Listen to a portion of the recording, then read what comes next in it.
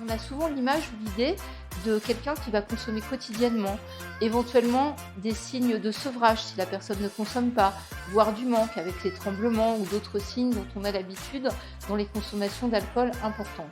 En réalité, ce qui caractérise une dépendance et une addiction, c'est un petit peu plus compliqué que ça, c'est plutôt une question de rapport au produit.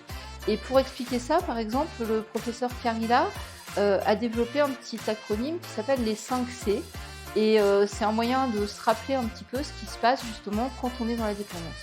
Le premier C, ça va être effectivement la perte de contrôle, puisque justement on n'est plus en mesure de décider si on consomme ou pas et dans quelle quantité par exemple.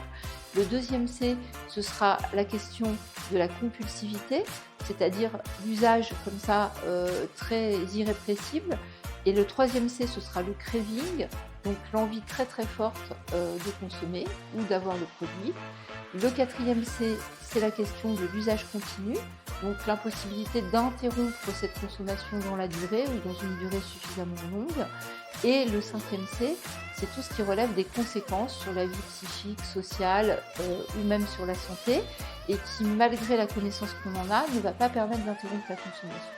C'est pour ça que moi je dirais que pour résumer un peu ces 5 C, on pourrait ajouter un sixième C, qui serait celui de la contrainte.